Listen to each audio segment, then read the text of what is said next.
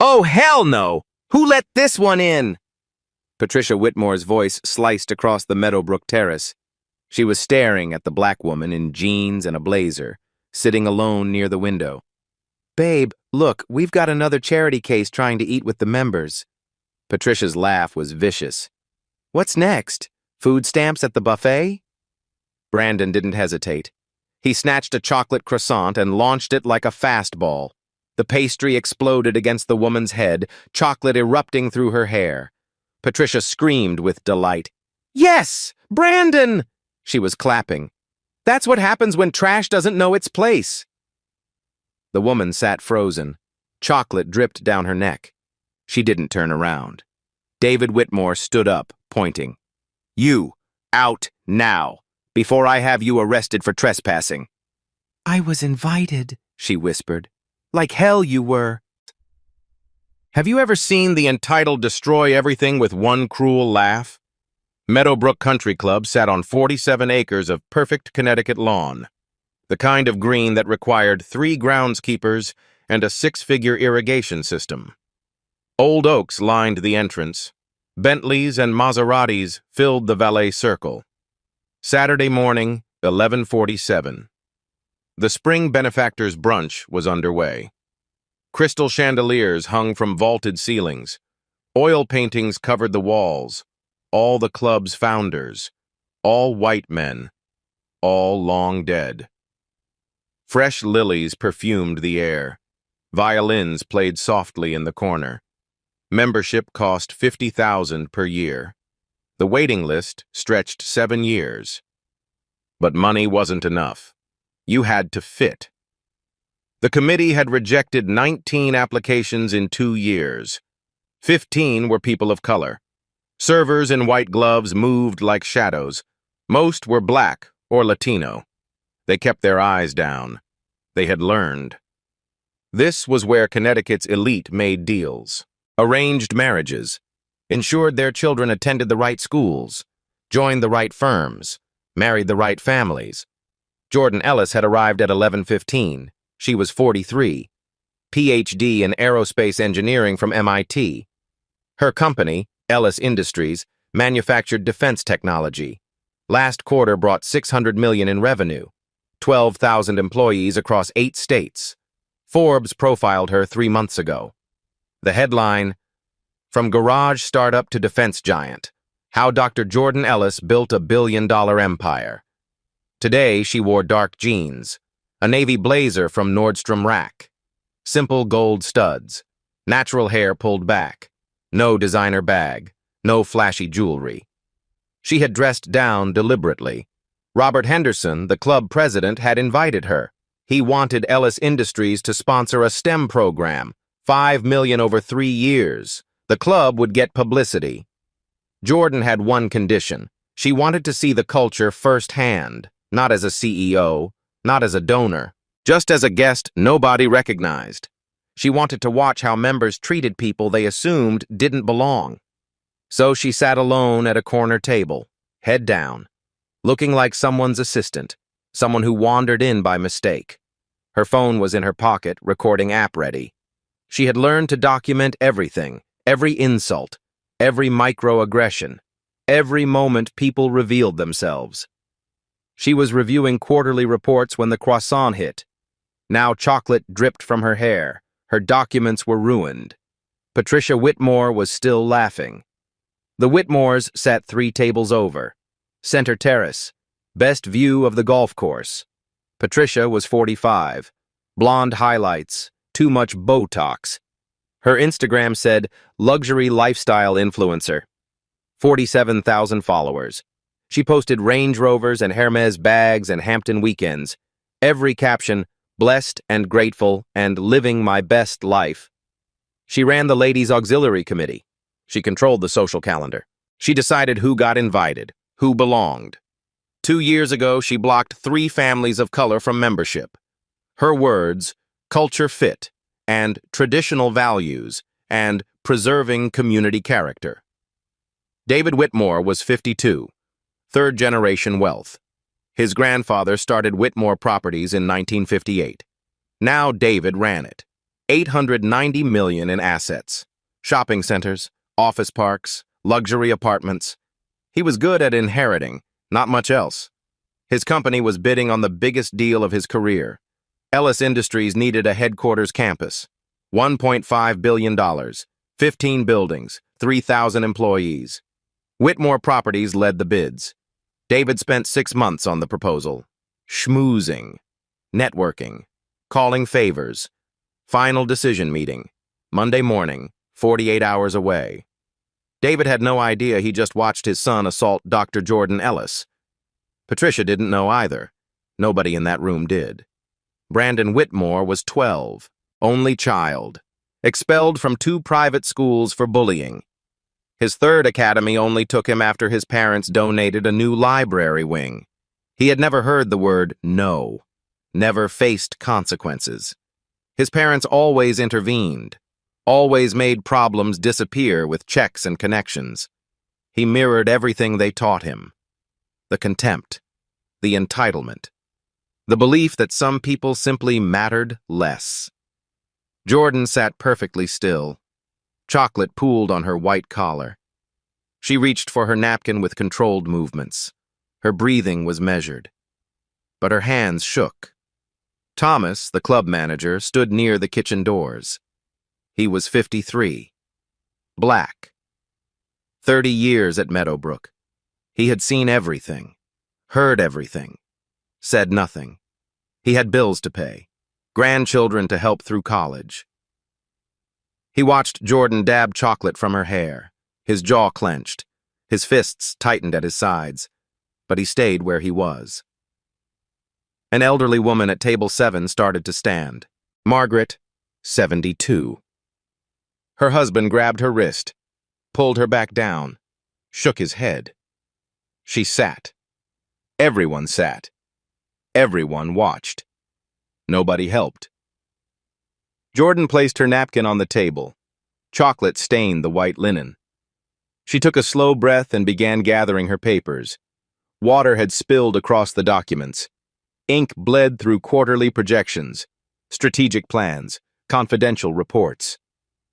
Her hands moved carefully, deliberately, like she was defusing a bomb. Patricia's voice cut through the terrace again. "Thomas!" She snapped her fingers at the manager. "Thomas, get over here." Thomas approached their table. His expression was neutral, professional, years of practice. "Yes, Mrs. Whitmore?" "That woman." Patricia pointed at Jordan without looking at her. "I don't recall seeing her on the guest list. Did you check her invitation?" Thomas hesitated. "Mr. Henderson invited her personally, ma'am." Patricia's eyes narrowed. "Robert Henderson invited her?" She laughed. "I find that very hard to believe. He knows our standards." Jordan kept her head down. She stacked wet papers carefully. One page, then another. Her jaw was tight. "Ma'am, I assure you—" Thomas started. "Don't assure me of anything." Patricia stood abruptly. Her chair scraped against marble. The sound echoed. "I'm going to handle this myself." She crossed the terrace in 5 sharp clicks of Louboutin heels. David followed, phone still in hand. Brandon trailed behind them, grinning. Other diners turned to watch. Some pulled out phones. The violinist in the corner missed a note. Patricia stopped directly behind Jordan's chair, close enough that her perfume was overwhelming. Chanel No. 5. Too much of it. "Excuse me," her voice was ice. "This is a members-only event. I'm the president of the Ladies' Auxiliary Committee, and I don't recognize you." Jordan continued stacking papers. She didn't turn around. "I'm talking to you." Patricia's voice rose.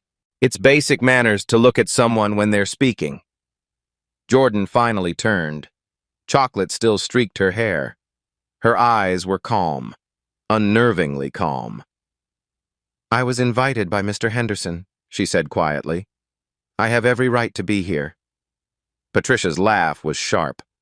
"Robert Henderson wouldn't invite someone dressed like that to a benefactor's event. Let's be real." She gestured at Jordan's outfit with a manicured hand. Jeans? To Meadowbrook? What are you, the help? David stepped closer. He sized Jordan up like livestock at auction. Look, miss, nobody wants a scene. Why don't you just leave quietly? I have an invitation, Jordan repeated. From who? Patricia crossed her arms. Show me. It was verbal. Mr. Henderson called me personally. Patricia smirked. How convenient. No paper trail. She turned to the watching crowd. Anyone can claim they were invited, right? A few people nodded. Some looked uncomfortable but said nothing. David pulled out his phone. I'm calling Robert right now. We'll get this cleared up. He dialed, waited. The call went to voicemail. Damn it, he's on the golf course. Of course he is. Patricia's smile was vicious. So we have no proof you were invited. You're wearing jeans, and you were going through corporate documents that don't belong to you. She reached across the table and snatched one of Jordan's papers. Held it up to the light. Her eyes scanned the header. Ellis Industries Q2 Aerospace Projections. Patricia read aloud, mocking. Oh, this is rich. Did you steal these from some office? Corporate espionage? Jordan stood slowly. She was 3 inches taller than Patricia. That's confidential property. I need it back. Or what? Patricia held the paper higher. You'll call your lawyer? Sweetie, lawyers cost money. She ripped the paper in half, then in half again. Pieces fluttered to the floor like snow. Oops. The terrace went silent. Even the violins stopped. Jordan's hands curled into fists at her sides. Her breathing stayed controlled, in through the nose, out through the mouth. Her therapist's voice in her head. Don't let them see you break. You just destroyed corporate property, Jordan said evenly. David laughed. Lady, I don't know what office you clean, but those documents probably belong to your employer, not you. He stepped closer, close enough that Jordan could smell bourbon on his breath. Let me guess. You're somebody's secretary? Administrative assistant? Here to pick up your boss? Maybe she's a catering staff, Patricia added.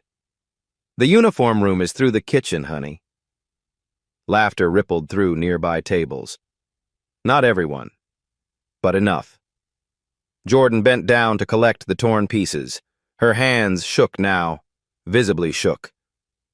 Brandon saw an opening. He darted forward and kicked Jordan's briefcase. Hard. It toppled over. Documents exploded across the floor. Pens rolled. A tablet clattered against marble. Brandon! Patricia's voice was delighted. Stop that! But she was laughing. You'll get your shoes dirty. Jordan knelt. She gathered papers on her hands and knees. Chocolate from her hair dripped onto the floor. A red leather folder, a USB drive, contracts with government seals. David watched her crawl. His expression was disgust mixed with amusement. Look, sweetheart, I don't know what diversity hire program landed you here, but Meadowbrook is a private club. We have standards. We have traditions. He said the word diversity tasted bad. Patricia circled Jordan like a shark. What David's trying to say politely is that you'd be more comfortable at the public facilities in town. You know, where people like you usually go. People like you. The words hung in the air. No one pretended anymore what this was about. Jordan stayed on her knees, gathering papers. Her face was stone, but her eyes were wet. Thomas moved forward. Mrs. Whitmore, perhaps we should... Stay out of this, Thomas. Patricia didn't even look at him. Unless you want to join her. Thomas stopped. His hands clenched at his sides. 30 years of swallowing words. Margaret, the elderly woman at table 7, stood again. Patricia, that's enough. Her husband yanked her down. Margaret, don't. She sat. Jordan gathered the last document. She stood slowly, briefcase in one hand, torn papers in the other. Chocolate stained her blazer. Water soaked her jeans. She looked at Patricia, at David, at Brandon. I understand perfectly, she said quietly. More than you know. She turned toward the terrace exit. 10 tables between her and the door. Every eye in the room followed her. She made it 5 steps. Brandon grabbed his glass of orange juice, half full, pulp floating on top. He wound back his arm. Brandon, no, Thomas started. The juice hit Jordan square in the back. Cold liquid soaked through her blazer. Orange pulp slid down her spine. Patricia's shriek of laughter echoed off the vaulted ceiling. She doubled over, holding her stomach. Oh my God! Brandon! David high-fived his son across the table. That's my boy! That's my boy! Other parents smiled. Some shook their heads but said nothing. A few looked away. Jordan stopped walking. She stood perfectly still.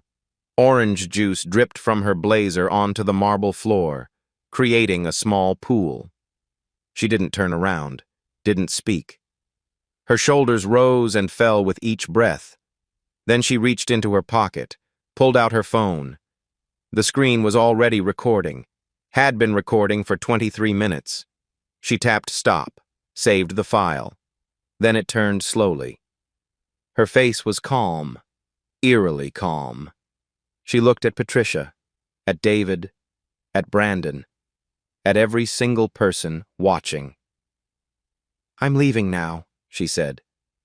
Her voice carried across the terrace, clear, controlled.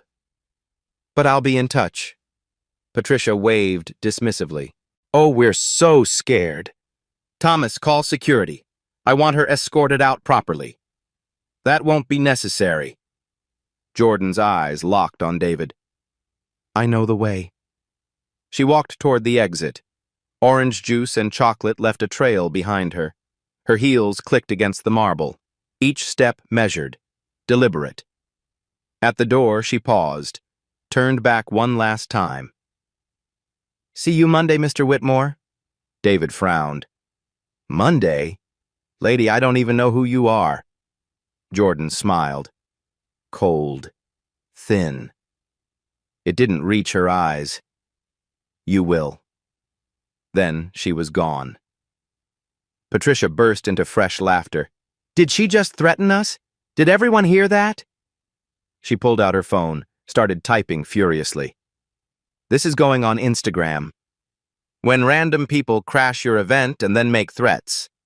Hashtag Meadowbrook Standards. David returned to his table, sat down, picked up his mimosa. Crazy woman, probably mentally ill. Brandon was still grinning, high on adrenaline and approval. Thomas stood near the kitchen door. His fists were white-knuckled. His breathing was heavy. Margaret leaned toward her husband, whispered urgently. Harold, that was wrong. We should have said something. Stay out of it, he hissed back. The violins resumed playing. Conversations picked back up. The servers returned to work. The terrace returned to normal, like nothing had happened, like Jordan Ellis had never been there at all. Patricia posted the Instagram story before Jordan's car left the parking lot. She uploaded a photo taken from behind. Jordan's back, orange juice staining her blazer, walking toward the exit. Patricia added text overlay. When random people try crashing our events, security handled it though. She added stickers, laughing emojis, a gif of someone being escorted out. Hashtags, Meadowbrook Standards, Private Club Life, Know Your Place. She hit share. Within 10 minutes, the story had 400 views. Within 30, 3,000. Her followers started commenting immediately. OMG, who was that? You're so brave, Patricia. Protecting your community. But other comments appeared too. This feels racist. What if she was invited? Why are you posting this? Patricia deleted the critical ones, blocked 2 users, kept scrolling. One comment made her pause. Wait, is that Jordan Ellis? She spoke at my university last year. She's a CEO. Patricia screenshotted it, sent it to David with 3 laughing emojis. He didn't respond. 64 minutes after Jordan left, David's phone rang. Robert Henderson, club president. David answered cheerfully. Rob, how's the back nine? David, Robert's voice was tight. I just got 6 texts about an incident at brunch. What happened? Oh, that? David waved his free hand dismissively. Some woman tried crashing the event. Patricia handled it, no big deal. Some woman? Robert's voice rose. David, who was she? What did she look like? I don't know. Black woman, jeans, didn't belong. Claimed you invited her, but... Oh, God. Robert's breathing was audible. Oh, God, David. What did you do? What? We asked her to leave. She was going through corporate documents, probably stolen. We were protecting... That was Jordan Ellis. Silence. David's mimosa glass stopped halfway to his lips. What? Jordan Ellis, CEO of Ellis Industries. I invited her personally to discuss the STEM sponsorship. The terrace suddenly felt too hot. David's collar was choking him. That's not possible. She looked like... Like what, David? Robert's voice was ice now. Finish that sentence. She wasn't dressed like a CEO. She was conducting an anonymous evaluation of our club culture before committing $5 million. Robert paused. What did you do? David's mouth was dry. There was a misunderstanding. My son, Patricia, we didn't know. Your son, what did Brandon do? David didn't answer. David, what did your son do to her? He threw some food. It was a joke. Kids being kids. He threw food at a guest I personally invited? Robert's voice cracked. Are you insane? It was just a croissant. And what else? David's hand was sweating against the phone. Orange juice, maybe. Patricia might have said some things, but we didn't know who she was. That's exactly the problem, David. Robert was breathing hard now. You didn't need to know. You should treat every guest with respect. David hung up, stared at his phone, then Googled Jordan Ellis CEO. The screen filled with results, Forbes profile, recent interviews, corporate headshots, TED Talk with 2 million views. He clicked images. There she was. Professional photo. Blazer and pearls, hair styled, confident smile. The same face, the same woman. His stomach dropped like an elevator with cut cables. He scrolled frantically, found her company website, Ellis Industries, headquarters project, request for proposals. He clicked the procurement page. His company name was there, Whitmore Properties Group, lead bidder. Status, under final review. Final decision meeting, Monday, 9 a.m., 29 hours away. David's vision blurred. The terrace spun. He grabbed the table for support. Patricia! His voice came out strangled. Patricia, get over here. She was 3 tables away, showing friends the Instagram post. What? I'm busy. Now! The tone made her stand. She walked over, annoyed.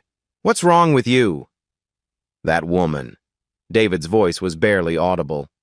The one Brandon threw food at. What about her? That was Jordan Ellis. Patricia blinked.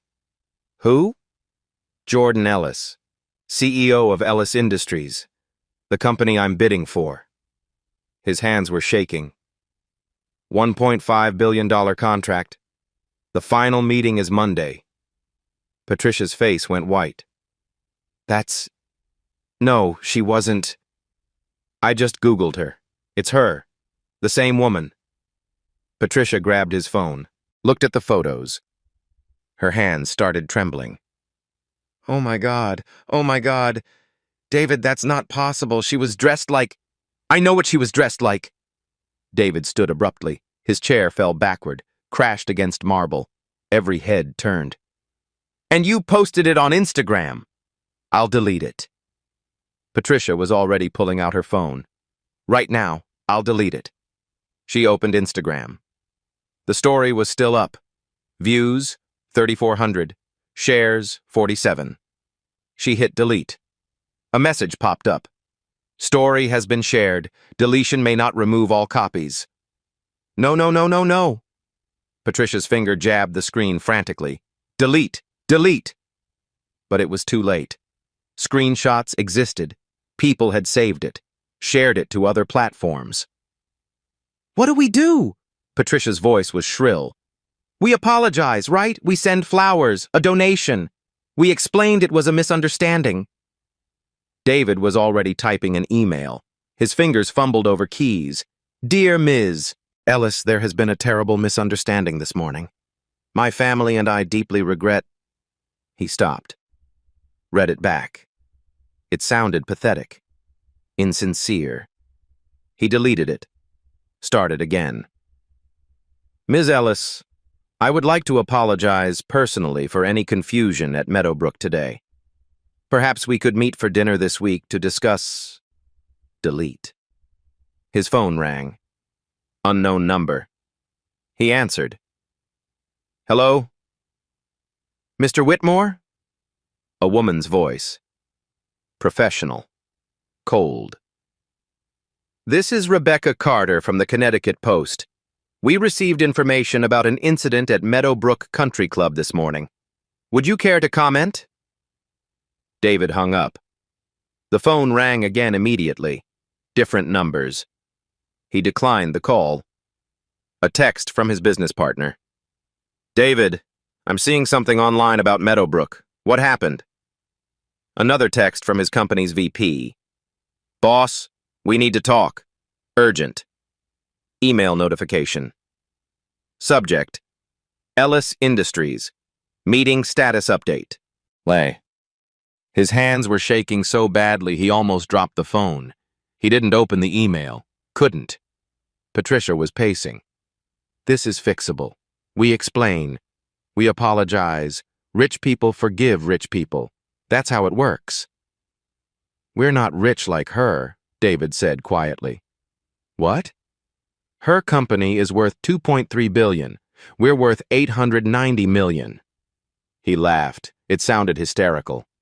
We're not even in the same league. Brandon appeared beside the table, still grinning. Dad, did you see? I got her good with the juice, right in the back. David looked at his son, really looked at him, saw himself, saw Patricia, saw everything they had taught this child. Go to the car, David said. But, now. Brandon's smile faded. He walked away slowly, confused. Patricia's phone started buzzing. Comments on her deleted story. People tagging her in posts. Her Instagram notifications went crazy. She opened one tag. Someone had screenshot her story and posted it with new text. Patricia Whitmore and family assault Dr. Jordan Ellis, CEO of Ellis Industries at Meadowbrook Country Club. Dr. Ellis is worth $2.3 billion and was evaluating the club for a $5 million donation. The Whitmores just destroyed everything. The post had 800 likes, 100 shares, and it had been live for 6 minutes. David. Patricia's voice was small now, childlike. David, people know. Everyone knows. His phone rang again. This time he recognized the number. Robert Henderson. He answered. David, emergency board meeting. Tomorrow, 1 p.m. You and Patricia. Mandatory. Robert hung up before David could respond. Another call. His lawyer. David, I'm seeing things online. Don't say anything to anyone. Not reporters, not friends, no social media. Call me back immediately. Text from his mother. What is this I'm hearing about Meadowbrook? Call me. A text from his sister. David, what the hell did you do? Email from 3 different clients. We need to discuss our contract. Patricia was scrolling through Instagram. Her follower count was dropping. 47,000, 46,900, 46,800. Comments flooded in. Racist. Disgusting behavior. I'm unfollowing. This is why we need to eat the rich. She was crying now, mascara running. Make it stop, David, make it stop. But he couldn't, because at that exact moment across town, Jordan Ellis sat in her home office. The recording was crystal clear. 23 minutes. Every word, every laugh, every insult. She had already sent it to her attorney. Rachel Martinez, civil rights specialist. 30 years of experience. Rachel called back within 10 minutes. Jordan, this is everything. The audio is perfect. Multiple witnesses will corroborate. You have assault, battery, defamation, intentional infliction of emotional distress. We can file Monday. What about criminal charges? Jordan asked. Possible. The DA will want to review. Child assault statutes are tricky, but the parents are liable for supervision. Rachel paused. How much do you want to pursue this? Jordan touched her hair, still sticky with chocolate. She looked at her blazer hanging over her chair. Orange juice stain, permanent. All of it, she said. I want all of it. Good. Rachel's smile was audible. Because I just got off the phone with the NAACP. They want to discuss a class action against Meadowbrook. Apparently, 3 other families of color were rejected for membership under Patricia's committee. Jordan pulled up Patricia's deleted Instagram story on her phone. Someone had sent her the screenshot. She stared at it for a long moment. Then she forwarded it to her company's PR team. Subject line, prepare a statement. Press conference Monday, 11 a.m.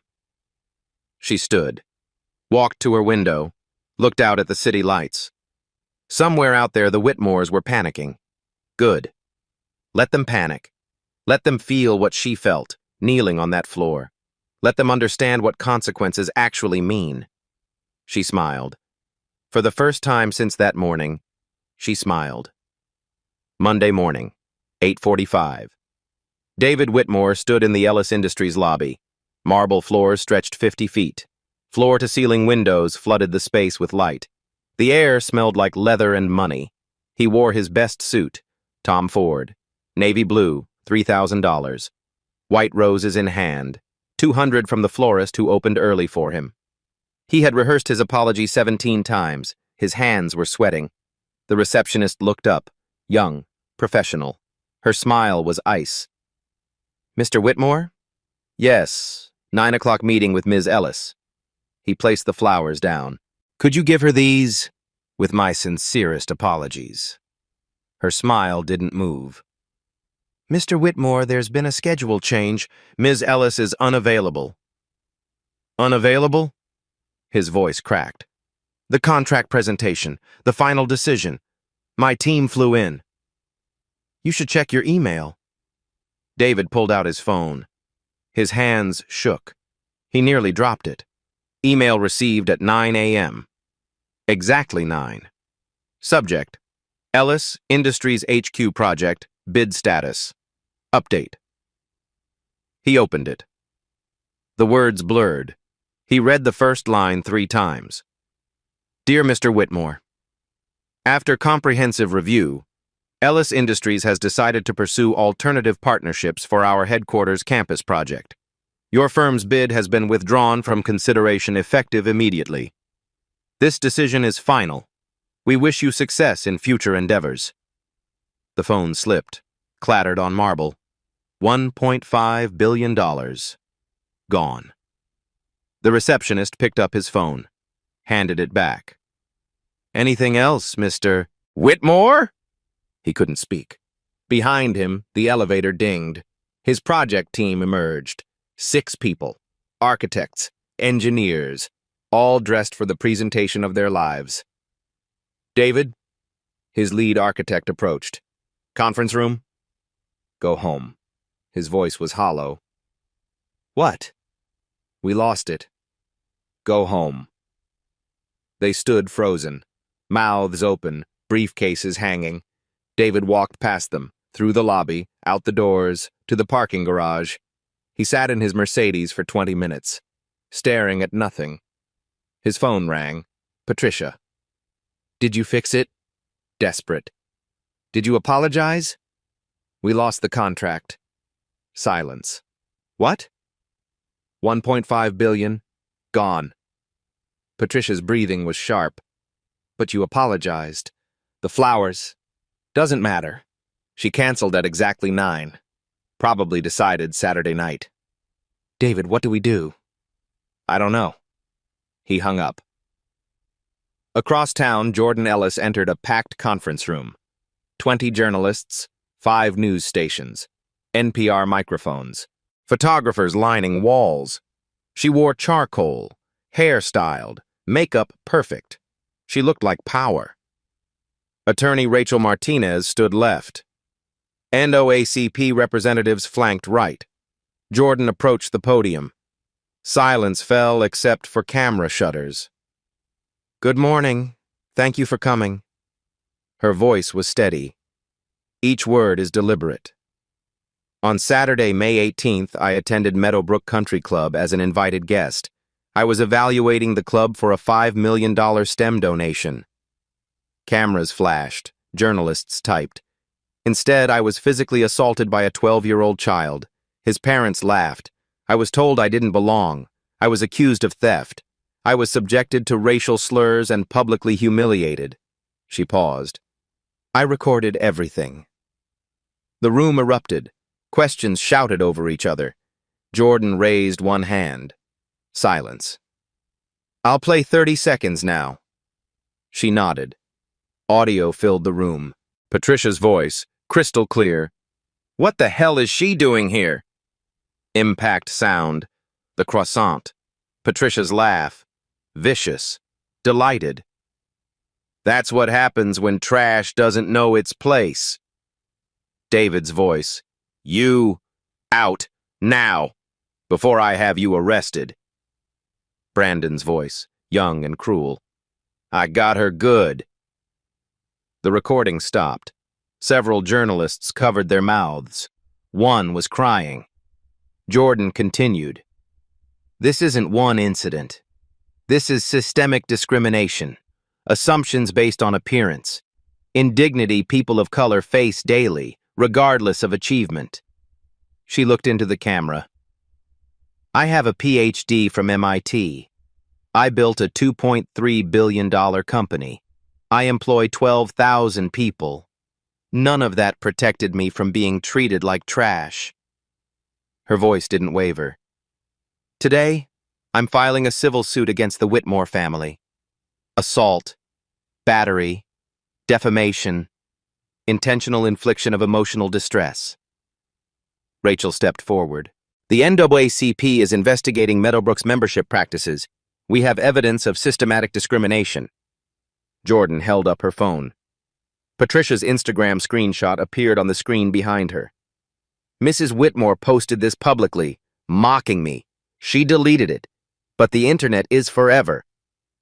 A reporter raised her hand. Ms. Ellis, your company just canceled a $1.5 billion contract with Whitmore Properties. Is that retaliation? Jordan's face was stone. My board decided independently. I recused myself due to conflict. But I'll say this. Ellis Industries partners with companies sharing our values. Character matters in business. Another reporter. What do you want? Jordan looked into the camera. Accountability. Consequences. I want people to understand wealth doesn't grant permission for cruelty. Power doesn't excuse prejudice. She stepped back. Thank you. No further questions. The room exploded with voices. Jordan walked out, flanked by security. 10 minutes later, the press conference trended on Twitter. 30 minutes later, major networks ran the story. Within an hour, it was national news. By noon, the Whitmore's world was on fire. David sat in his car, watching his phone blow up. Clients calling, lawyers calling, his mother, his business partners. Everyone. He didn't answer any of them. He just stared at the Ellis Industries building through his windshield, the building that should have been his greatest achievement. Now it was his grave. David released a statement at 2 p.m. Monday. His lawyer wrote it. 3 drafts. Careful language. Legally vetted. I deeply regret a misunderstanding that occurred at Meadowbrook Country Club. My family and I sincerely apologize to Ms. Ellis. We acted without full information and are committed to learning from this experience. He posted it on LinkedIn, his company website, emailed it to every client. The internet tore it apart in minutes. Misunderstanding? You assaulted her. You're only sorry you got caught. Without full information? You didn't need information to treat her with respect. Pathetic. By 3 p.m., his phone was exploding. 3 major clients terminated contracts, shopping center deals worth $18 million, office park renovations worth $12 million. All gone. The emails were identical, professional, cold. After careful consideration, we've decided to pursue other partnerships. This decision reflects our commitment to values-based business relationships. Values-based. The phrase was a knife. David's business partner called. David, the board wants you out. They're voting Wednesday. I built this company. Your grandfather built it. You're destroying it. The line went dead. Patricia posted an Instagram video at 4 p.m. She sat in their bedroom, makeup running, eyes red, hair uncombed. I made a terrible mistake. Her voice shook. I judged someone without knowing them. I'm so sorry. Tears streamed down her face. I'm not a racist. I have black friends. I volunteer at the community center. I donate to... The comments came instantly. You don't have black friends. You're crying because you got caught, not because you're sorry. I'm not racist is exactly what racists say. You showed your true colors. Own it. Her follower count dropped. 47,000. 43,000. 38,000. Falling like dominoes. Sponsorship emails arrived. High-end jewelry brand. Luxury skincare line. Designer handbag company. All the same message. We're terminating our partnership effective immediately. Your recent actions don't align with our brand values. Patricia read each one. Her hands shook. Her breathing came in gasps. She had spent 5 years building her influencer career. 5 years of perfectly curated photos. Aspirational lifestyle content. Brand deals worth 6 figures annually. Gone in 4 hours. Brandon's private school called at 5 p.m. The headmaster's voice was grave. Mr. and Mrs. Whitmore, the board has reviewed Saturday's incident. Combined with Brandon's previous behavioral issues, we've decided his enrollment at Berkshire Academy is no longer tenable. You're expelling him? Patricia's voice was shrill. We donated a library wing. We're refunding your donation. Brandon's behavior represents a liability we cannot accept. He's 12 years old. He assaulted a guest at a country club. His parents encouraged it. This reveals a pattern we should have addressed earlier. The headmaster paused. I'm sorry. The decision is final. Patricia called 4 other private schools. All had waiting lists. All said they'd call back. None did. Meadowbrook Country Club's board met Monday evening. Emergency session. All 12 members present. Robert Henderson presided. His face was gray. He hadn't slept.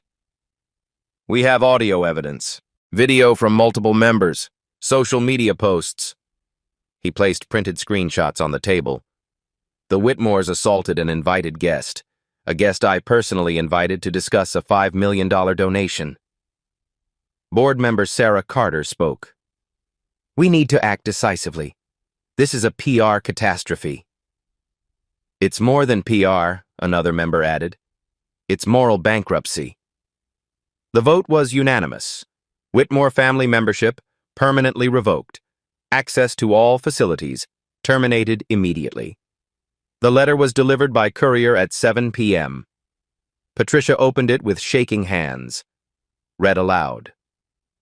Dear Mr. and Mrs. Whitmore, the Meadowbrook Country Club Board of Directors has voted to permanently revoke your family membership, effective immediately. This decision follows conduct unbecoming of Meadowbrook values, including assault on an invited guest and racial harassment. Your access cards have been deactivated. Please arrange to collect your personal items from your locker by Friday. She dropped the letter. It fluttered to the floor. This is our entire social life. Her voice was small, broken. David stared at the wall. It's worse than that. His phone buzzed. Another email. His bank. Dear Mr. Whitmore, we'd like to schedule a meeting to discuss your business loan terms. Several recent developments require review of your credit facility. They were calling his loans. $50 million in active financing, projects under construction, payroll to meet. If the bank pulled out, everything would collapse. Patricia looked at him. Mascara streaked her face. What do we do? David's laugh was bitter. Empty. We beg. Beg who? Jordan Ellis. He picked up his phone, started typing an email. We beg for mercy. His hands shook so badly he could barely type. Please, Ms. Ellis. I have 400 employees depending on this. I'm begging you. 5 minutes. Just give me 5 minutes to apologize properly. He hit send, stared at the screen. No response came. None would. The story went viral Tuesday morning. CNN ran it at 6 a.m. Tech CEO assaulted at country club. Audio reveals racial harassment. MSNBC followed at 7. When privilege meets power, the Jordan Ellis case. Fox News at 8. Country club controversy sparks national debate. By noon, Jordan's name was trending on Twitter. Number 1. Hashtag Jordan Ellis. Hashtag Meadowbrook racism. Hashtag everyday racism. TikTok exploded. Patricia's laugh became a sound clip. Millions of videos. People mocking her voice, acting out the scene, calling for justice. The audio snippet had 15 million plays in 24 hours. Memes flooded Instagram. Side-by-side photos.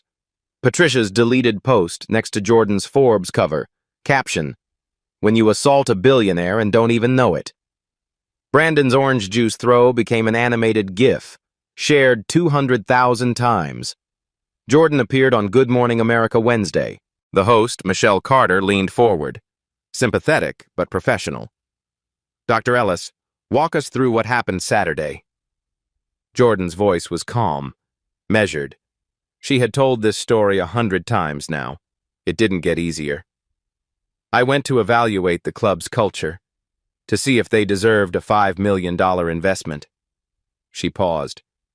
Within an hour, a child threw food at my head. His parents laughed. They told me I didn't belong. They accused me of theft. They had me escorted out. And you recorded everything. I did. I've learned to document discrimination. It's the only protection we have. Michelle's voice dropped. How did it feel at that moment? Jordan's eyes went distant. Like no matter what I achieve, I'll always be judged by my skin first. My credentials are second, if at all. The interview clip got 12 million views. Business schools started using the case. Harvard, Stanford, Wharton. Ethics in Corporate Partnerships, the Ellis Whitmore case study. Students debated. Was pulling the contract justified? Was it retaliation or accountability? Most sided with Jordan. The Connecticut Post ran a deeper investigation Thursday. Front page, banner headline, Whitmore Properties, a pattern of discrimination. The reporter, James Liu, had interviewed 43 people, former employees, rejected tenants, business partners. The stories were damning. A black family was denied an apartment in 2022. Their application was perfect. Credit score over 800. Combined income 200,000. Rejected for insufficient references. A white family with worse credit was approved the same week. A former Whitmore employee testified. David would look at applications and say things like, "Not the right fit for our properties." Everyone knew what that meant. Email evidence surfaced. David reviewing rental applications. One email to his property manager. The Johnson application. "I don't think they're Whitmore material. Find a reason." Sidebar. The Johnsons were black. Another email. "Let's prioritize the Anderson family. They'll fit better with our tenant community." The Andersons were white. Federal housing investigators opened a case Friday. Possible Fair Housing Act violations. Systematic discrimination in rental practices. Fines could reach millions. Criminal charges were possible. Meadowbrook's investigation expanded. The NAACP found 3 families, all rejected for membership in the past 2 years, all people of color, all with credentials that exceeded most current members. Dr. Michael Carter, surgeon, Yale Medical School, annual income $400,000, rejected. Reason given, membership at capacity. 2 white families were approved the same month. Maria Rodriguez, federal judge, Harvard Law, impeccable reputation, rejected. Reason, not enough member recommendations. She had 3 recommendations. The minimum required was 2. The Davis family. Both parents were attorneys. Children at top private schools. Rejected. Reason, concerns about cultural fit. Cultural fit. The phrase appeared in 17 rejection letters over 5 years. Every single rejected family was non-white. Former committee members started talking. Anonymous interviews. Patricia controlled everything. She'd look at photos and make snap judgments. She once said we needed to maintain the club's traditional character. We all knew what she meant. If a minority family applied, she'd find reasons, always reasons that sounded legitimate but weren't. The NAACP filed a class action suit Wednesday. $12 million in damages, federal discrimination charges, demands for systematic reform. Meadowbrook's board panicked.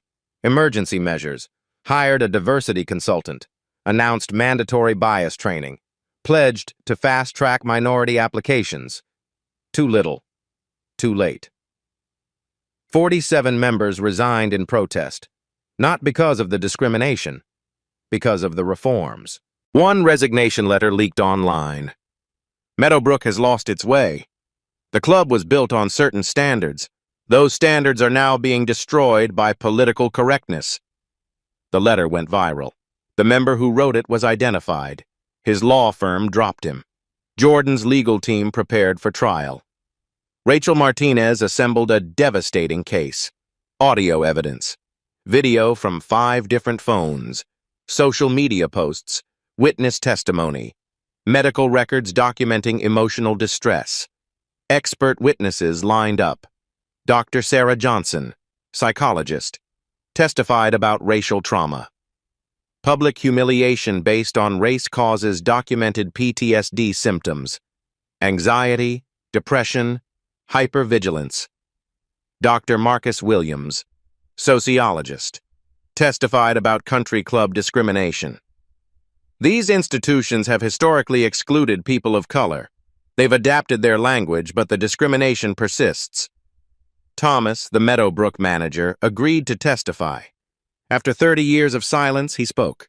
"I've watched the Whitmores humiliate people for years. Staff, guests, anyone they deemed beneath them. Saturday was just the first time someone fought back." Margaret, the elderly woman who tried to help, also testified. "I'm ashamed I didn't stand up. I'm ashamed it took this long. But Patricia Whitmore has been cruel for years. We all looked away." The Whitmores tried desperately to settle. Their attorney made offers. $2 million, then $5 million, then $8 million. Rachel brought each offer to Jordan. Jordan refused them all. "I want a trial. I want testimony on public record. I want everyone to see what happened." "This isn't about money," Rachel said. "No, it's about accountability." The trial was set. October 15th, Federal Courthouse. Judge Maria Santos presiding. Media credentials requested, 200 outlets. The judge limited it to 50. Courtroom capacity, 120 seats. Demand, thousands. The trial would be live-streamed. First time in Connecticut federal court history. Meanwhile, the Whitmores were drowning. David's company lost 40% of its value. 6 clients are gone. 3 projects canceled. The bank restructured his loans with devastating terms. Higher interest, shorter timeline, personal guarantees required. He laid off 60 employees, then 40 more. His CFO resigned. His VP of operations quit. The company that employed 400 now employed 280, and falling. Patricia's influencer career was dead. 3,000 followers remained. No sponsorships, no brand deals, no income. Her friends stopped calling. Her charity boards removed her. Her book club uninvited her. She was a pariah. Brandon was in public school now. The only option left. He was bullied daily. Kids who recognized him, kids whose parents had seen the videos. One afternoon, someone threw food at him in the cafeteria. The principal called Patricia. "We need to discuss Brandon's safety." Patricia hung up without responding. The irony was not lost on anyone. Autumn has arrived. The leaves turned gold and red. The trial date approached. The Whitmores had one last card to play. Public apology, complete, unequivocal, on national television. They arranged an interview. NBC, primetime, their final attempt at redemption. It would not go as planned. The trial lasted 3 weeks. The jury deliberated for 6 hours. Unanimous verdict. Guilty on all counts. $8.5 million in damages. $3.5 compensatory. $5 million punitive. The jury foreman, a retired teacher, spoke to reporters afterward. "We wanted to send a message. Wealth doesn't excuse cruelty. Power doesn't grant permission to discriminate." Criminal charges followed. The prosecutor was thorough. Assault, contributing to the delinquency of a minor, child endangerment. The Whitmores pleaded no contest, avoided trial, minimized publicity. The judge was not lenient. 200 hours of community service each. Diversity education programs. Teaching tolerance workshops. 3 years probation. Any violation meant jail time. Brandon was placed in intensive therapy. Weekly sessions. Mandatory for 2 years. Community service at a youth center serving underprivileged kids. The judge's words were pointed. This child learned hatred from his parents. Perhaps serving those he was taught to despise will teach him humanity. David filed for bankruptcy 6 months later. Personal and corporate. Assets liquidated. The mansion was sold at auction. $12 million. Gone to creditors and legal fees. They moved to a rental. 2 bedrooms, 1,500 square feet. The kind of place they once wouldn't have noticed. David worked as a consultant now. Small projects, modest income. His reputation preceded him. Doors that once opened automatically were now permanently closed. Patricia worked retail, department store cosmetics counter. Minimum wage plus commission. Her manager was a black woman named Tasha. Patricia called her ma'am. The irony was suffocating. Meadowbrook settled the class action. $12 million to the rejected families, mandatory reforms, diversity quotas. 40% of new members must be people of color for 5 years. The club hired Dr. James Morrison as diversity officer. He implemented sweeping changes, bias training for all members, zero tolerance policies, anonymous complaint systems. 63 members resigned in protest. They joined other clubs that still welcomed traditional values. But Meadowbrook survived, changed, better. Jordan stood in Ellis Industries headquarters 3 months after the verdict. Company town hall, 1,200 employees in the auditorium, thousands more watching via live stream. That day at Meadowbrook, I had a choice. Her voice carried across the room. Clear. Strong. Stay silent and take the high road, or stand up and demand accountability. She paused. Let the words settle. I chose to stand. Not just for me. For every person of color who's been judged, dismissed, humiliated for simply existing in spaces others deem not for you. Applause erupted. She waited for silence. People ask if I regret how it escalated. Never. Because silence enables oppression. Silence protects abusers. Silence tells the next Brandon Whitmore that cruelty has no consequences. She smiled. Warm now. Genuine. Today, I'm announcing the Beyond Appearances Initiative. $20 million. Full scholarships for students of color in STEM fields. 15 university partnerships. 200 students in our first class. The applause was deafening. My success is my activism. Every door I open, I hold for others. Every table I sit at, I pull up more chairs. 6 months later, Jordan spoke at a civil rights conference in Atlanta. 5,000 attendees. Standing ovation before she even reached the podium. The Whitmores learned an expensive lesson. Character has no dress code. Respect isn't reserved for people you recognize. Dignity isn't determined by designer labels. She looked across the crowd. Faces of every color, every background, every story. But here's the truth most people don't want to hear. This story isn't unique. Every single day, people of color face judgment based on appearance, assumptions based on skin color, dismissal based on stereotypes. Her voice intensified. Passionate now. The difference? I had resources to fight back. Most don't. Most swallow the insult. Most walk away silently. Most carry the wound forever. She gripped the podium. So I'm asking you. When you see it happen, speak up. When you witness discrimination, document it. When you have power, use it to protect those who don't. The crowd was silent, hanging on every word. Because the Whitmores aren't the exception. They're symptoms. And until we all commit to calling out injustice, nothing changes. If this story moved you, share it. Let it spark conversations about bias and accountability. Comment below. Have you witnessed discrimination? How did you respond? Subscribe to Black Tales Stories for more stories where justice prevails and the underestimated triumph. Hit that notification bell. These stories need to be told. But here's what I want you to think about tonight. How many Jordan Ellises have you dismissed based on first glance? How many times has your assumption robbed someone of basic dignity? The truth is uncomfortable. We've all been the Whitmores at some point, making judgments without information, assumptions without evidence. The question isn't whether you've done it, it's whether you'll do it again. What's your answer? Jordan's face filled the screen. Confident, powerful, looking directly at the camera. She wasn't asking permission anymore. She was demanding change, and the world was finally listening.